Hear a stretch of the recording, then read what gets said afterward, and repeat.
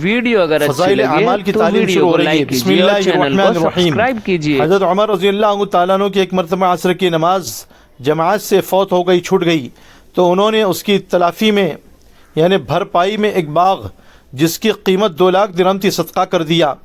حضرت ابن عمر رضی اللہ تعالیٰ عنہ کی جس دن کسی نماز کی جماعت فوت ہو جاتی تو اس دن شام کو ساری رات جاگا کرتے تھے۔ ایک دن مغرب کی نماز کو دیر ہو گئی تھی تو 2 غلام اس کی تلافی میں آزاد کیے، یعنی شام کو جاگ کر کے اللہ کی عبادت کیا کرتے تھے، نوافل میں مشغول رہا کرتے تھے، تہجد کی نماز پڑھا کرتے تھے، ذکر و اذکار کیا کرتے تھے۔ یہ مطلب ہے جب کسی شخص کو عبادات میں سستی پیدا ہو تو مناسب یہ ہے کہ حق تعالیٰ جل شانہ کی کسی ایسے بندے کی صحبت میں رہے جو عبادت میں زیادہ انہماک سے، مشغولیت سے، مصروفیت سے مشغول ہو، اور کسی ایسے کی صحبت میسر نہ آوے، حاصل نہ ہو، تو پھر ایسے لوگوں کے احوال کو عبرت اور غور کی نگاہ سے پڑھا کرے جن میں بہت سے واقعات روض الریاحین میں لکھے ہیں، جن کا مختصراً اردو ترجمہ نزہۃ البساطین میں بھی ہے۔ ایک بزرگ کہتے ہیں کہ جب مجھے عبادت میں سستی ہونے لگتی ہے تو میں حضرت محمد بن واصل رحمۃ اللہ علیہ کے حالات دیکھتا ہوں اور ایک ہفتہ مسلسل اس عمل کو جاری رکھتا ہوں۔ اسی طرح دوسرے اولیاء اللہ کے سوانح ہیں، یعنی زندگی کے حالات ہیں، بشرطے کہ معتبر حضرات کی لکھی ہوئی ہو، کہ ان لوگوں کے احوال کا دیکھنا اس شوق کے پیدا کرنے کے لیے بہت زیادہ مفید ہے، اور یہ چیز بھی سوچنے کی ہے کہ ان کی ساری مشقتیں اور محنتیں آخر ختم ہو گئی، لیکن اب ہمیشہ کے لیے ان کی نعمتیں، ان کی راحتیں باقی رہ گئی جو کبھی بھی ختم ہونے والی نہیں ہے۔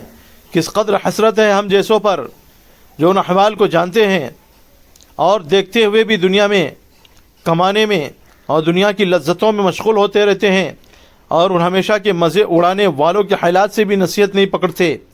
حضرت علی کرم اللہ وجہہ کا ارشاد ہے کہ اور بعض لوگوں نے اس کو حضور اقدس صلی اللہ علیہ وسلم کا ارشاد بتایا ہے کہ حق تعالیٰ جل شانہ ایسے لوگوں پر رحم فرمائے جن کو لوگ بیمار سمجھے اور وہ واقع میں بیمار نہ ہو۔ حضرت حسن بصری رحمۃ اللہ علیہ فرماتے کہ ان کو عبادت کی کثرت نے مشقت میں ڈال رکھا ہے، جس سے لوگ ان کو بیمار سمجھتے ہیں۔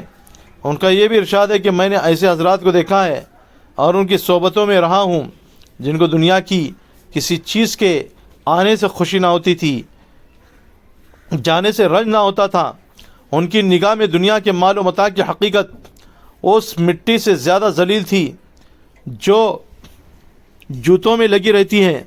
میں نے ایسے لوگوں کو دیکھا ہے کہ عمر بھر میں کبھی نہ ان کا کوئی کپڑا طے ہو کر رکھا گیا، نہ کبھی کسی کھانے کی چیز کے پکانے کی فرمائش کی، نہ کبھی سونے کے لیے ان کو بستر کی ضرورت ہوئی۔